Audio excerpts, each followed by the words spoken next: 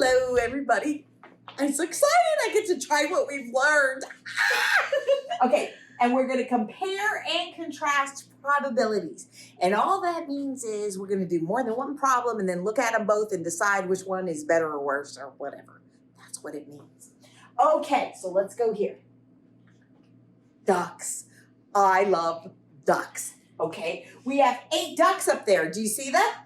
So we're going to read scenario number 1 and solve it. Then we're going to go to scenario number 2 and solve that one. Then we're going to answer the questions about them. Are you ready? Okay, look, my watch is yellow like the ducks. Just letting you know.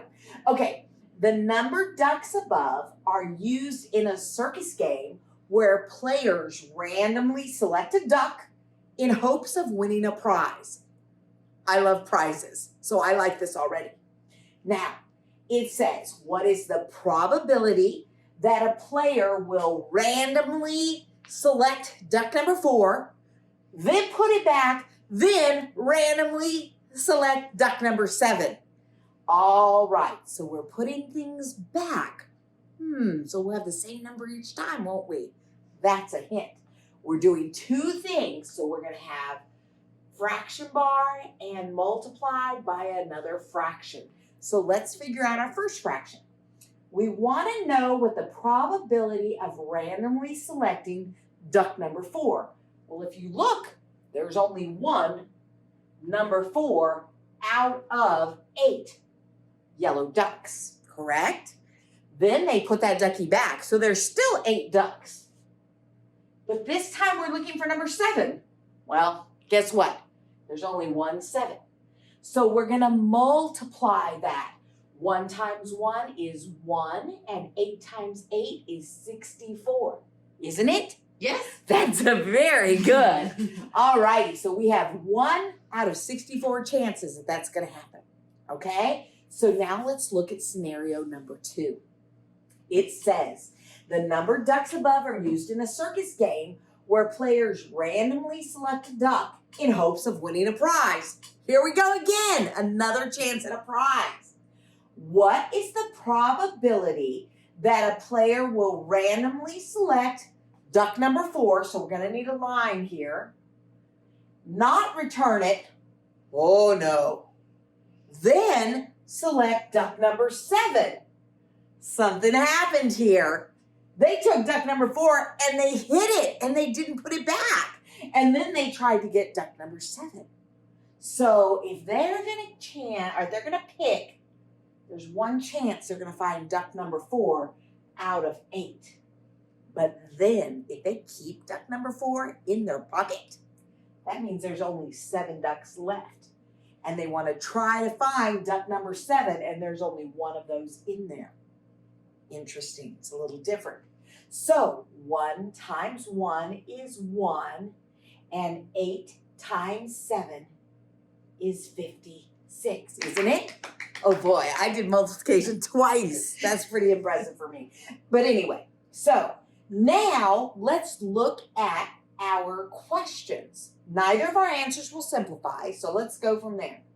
It says, which scenario describes an example of independent probability?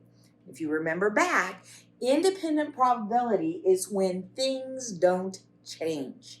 You pick something, but you put it back. So you always start with the same number of possibilities. So that would be scenario number 1. Okay? Now it says, which scenario has a greater chance of occurring? Well, 1 out of 64 or 1 out of 56. So what I'm going to do is I'm going to put those probabilities, those fractions, into decimals. There's 1 out of 64. And then here is 1 out of 56. And you get these crazy long decimals. If you can look at those decimals and you can tell which is larger and which is smaller, fantastic. But here at Northside, the way we compare numbers, we make everything into a percentage because it's a lot easier to look at. So we're going to multiply that by 100, and we're going to multiply this by 100. So we end up with 1.6% if I round.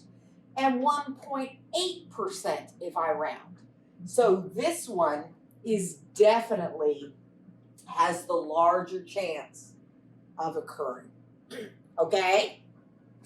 However your teacher wants you to do this is fine. This is just the way we like to look at things. Okay? So I think we have one more example. Miss Benson, would you like to introduce that one? Sure. Great. All right, I'm really just gonna read this one to you guys and get you started, okay? And then you can go answer it yourselves.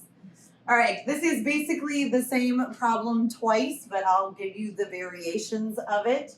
So our lovely circus that has been hanging out with us through this whole unit has decided to make cookies inspired by some of their animals. The cookies are shown above.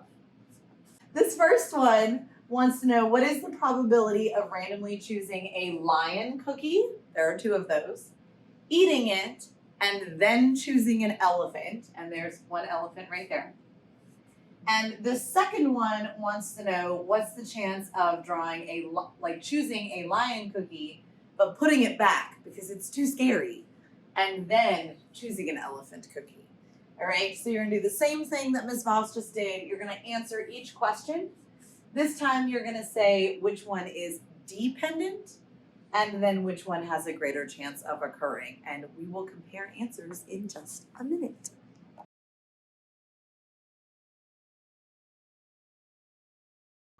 All right, here's all of my answers. We got a bunch of answers for this one, so let's go piece by piece and check what you got. The chance of getting a lion cookie, 2 out of 7, and then if we eat it, we only have 6 cookies left.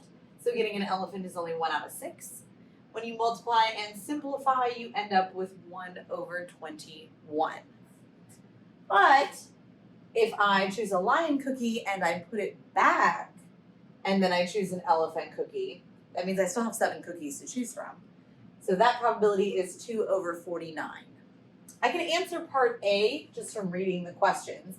It wants to know which one is dependent. And when I eat something, that's a really important keyword for dependent probability. So it's number 1.